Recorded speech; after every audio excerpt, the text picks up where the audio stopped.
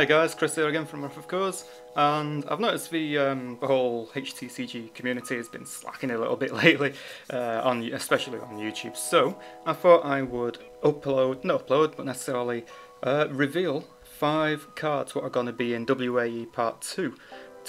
Just to show you guys. I mean, some of them you might notice if you've got me on Instagram. I've got a couple of the finished designs, which I will be showing you. I've got 5 designs, 1 common, 1 uncommon, 2 rares and a royalty rare. These will all be found in part 2 of WaE, which is probably, I'm probably about halfway through it, about 60% of the way through it. So yeah, let's just get on with the show. So, the first one is a special terrain. It's called Lonely Cropfield, comes in a common, and so you can have 2 of these in your deck. It generates 1 white element. And its rule says, humans occupying this terrain get plus 100 HP and cannot be targeted by enemy red or black action cards. So, you know, it's got the benefit of like your typical white terrain. It gives your humans a HP boost, so obviously this is planning on going into a humans deck. And basically, if you're lucky enough to be playing against red or black, the human on that terrain cannot be targeted by, you know, the action cards of those 2 colours.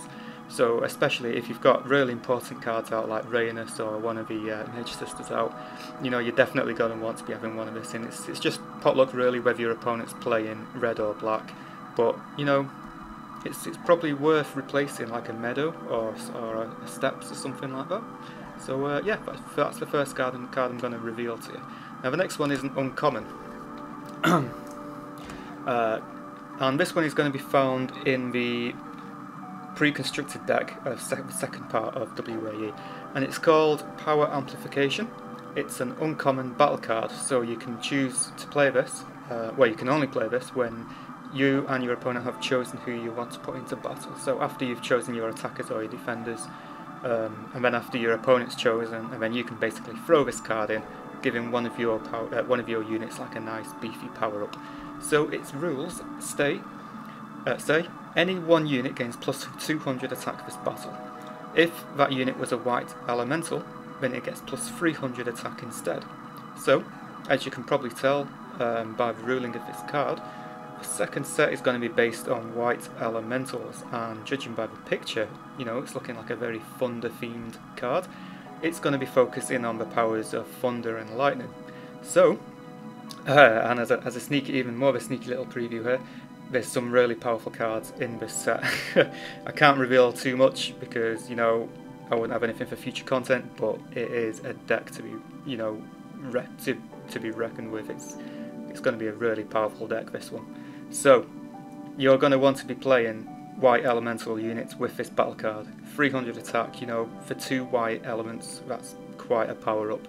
You can really overthrow your opponent, especially if they're going to attack you thinking that they've got the upper hand.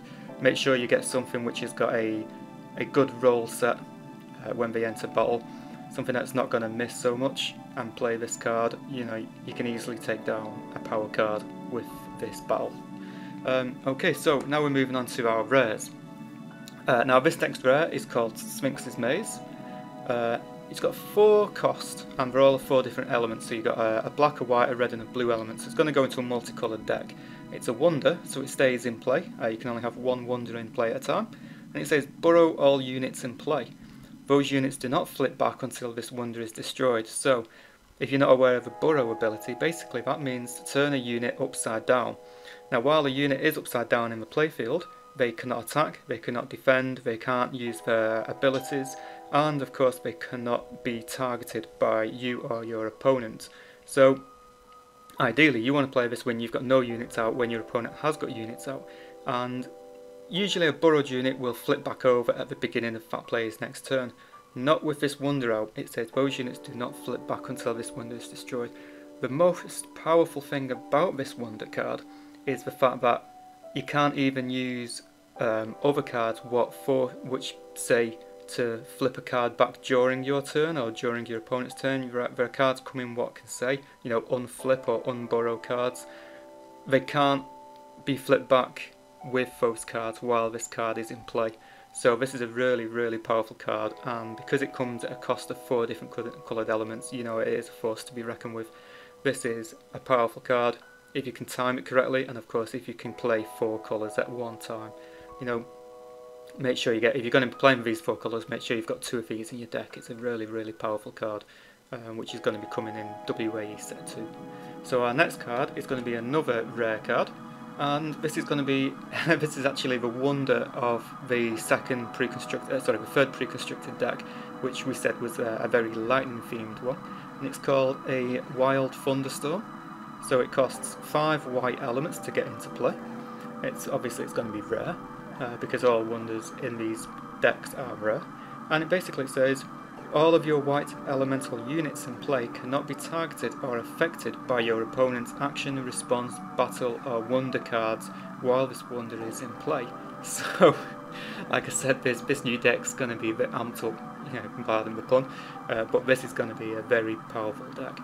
So obviously you're going to want to be playing white elemental units, and then so long as you've got this wonder out and you've got a white elemental unit out into play, not only can they not be targeted by cards, but they cannot be affected by your opponent's cards.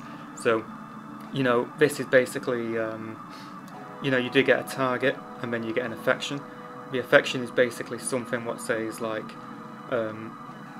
whenever a unit attacks it gains plus 200 health, or something on the lines of that, something what triggers off a different card. So usually it's wonders what can push these secondary effects out.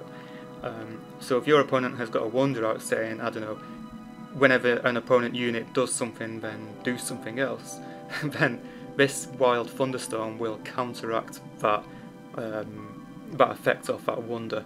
So again, another powerful card. And speaking of powerful cards, we're going to be moving on to the final card in this little showing off, this little this little video, and it's going to be the Royalty Rare. Now I was going to hold this out because this is going to be found in booster packs. This is going to be one of the power cards. You can only have 2 Royalty Rares in your deck at any one time, and they have to be differently named cards. And on top of it being a Royalty Rare, it is also a named card, so there can only be 1 of these in play at a time. And that is going to be, funnily enough, it's also a weapon. So, we've never had a Royalty Rare weapon before. And that card is basically this one on screen now. It's called Yurta, Staff of Iris. And as you can tell straight away, this is a named unit. This is a named weapon for a named unit. It doesn't necessarily have to go in a named unit, but if it does, you can read below and you'll understand why. So it costs 3 red, can very easy, go straight into a red deck. Equipped unit gets plus 100 attack. It's not, it's not great. You can get weapons out there for 1 cost. What can do exactly the same thing. However, second ability. If the equipped unit is red, it gets 200 attack instead. Okay, so that's more like it. You're playing a mono red deck. 200 attack for 3 elements. It's not too bad. It's not bad, but it's not great. The third bit. If this is equipped to a named unit called Iris, which we've got about 2 or 3 of them in all of the games so far now. Increased her base attack by 50% and her non-battle damage is doubled. Now this is where the power of this card comes into play. So first off, you're going to want this equipped onto a named card called Iris. We've got Iris the Ember Mage, and then we've got the other Iris card what came in WaE. And we're going to be increasing her base attack by 50%. And this is going to be rounded up to the nearest 100, I just couldn't fit it onto the card. So if you've got, I think the latest Iris card is, let me just find it. The latest Iris is a 600 attack unit. So you're going to be adding 300 attack onto her, which will be making her 900 attack power as a base. Okay? Now don't forget, she is a red unit. So she's going to be getting that plus 200 attack on top of this 50% boost. The 50% boost is on her base attack, so we're not including any weapons or any effect cards or anything like that. This is just her basic attack, what is printed on the card. So she's going to be having 600 plus 50%, which is 900 damage, plus the 200 attack off this middle ability here. So she's going to be an 1100 attack unit. The other Iris, I believe, she's a little bit weaker. I think she's about 300 or 400 attack. It's not as powerful as the second one, but basically Iris is getting older, she's getting stronger. 1100 attack is bonkers. But not only that, her non-battle damage is doubled. So if you've got Iris the Fire's Edge out, which is the one found in WaE, if you roll a 4 or a 5 on this unit during battle, it says hit, deal 400 damage to a unit not in battle this turn. So that's going to double that, which is basically going to say deal 800 damage to a unit not in battle. You get Iris out, and then you get Yurta equipped onto Iris. They are going to be wanting to put everything into battle just so it doesn't become a target of Iris's 4 to 5 battle roll. 800 damage to a unit not in battle, just for rolling, a 1 in 3 chance is absolute absurd. Moving on to her number 6 roll, her power roll is hit, deal 300 damage to all non-red units in play. We're doubling that, so it's hit, deal 600 damage to all non-red units in play. This thing can wipe out almost any unit in play, judging that they've not got a HP boost, or it's not something like an Alto or something like that. 600 damage to all non-red units in play. Absolutely, it's berserk. You're going to be wanting to play mono red just for the fact that this does not hit your own units. This is going to be something unbelievable. If you can get Yurta Staff of Iris on Iris the Fire's Edge, I can't express anymore how powerful this is going to be. However, obviously, you're going to be only having one of this weapon in play at any one time, so you're going to want a tutor for this weapon, and that's where Old Friend's Drink comes in. Old Friend Drinks, basically it doubles the chance of you pulling Yurta. Even if you pull Old Friend's Drink, you can play it and search your deck for Yurta. Then you're going to want all 4 Irises in your deck. Both Irises, but you want 2 copies of each Iris in play. This is going to make burn decks stupid. The only way to get away from this, I suppose, is by playing other cards what nullify the effects of red.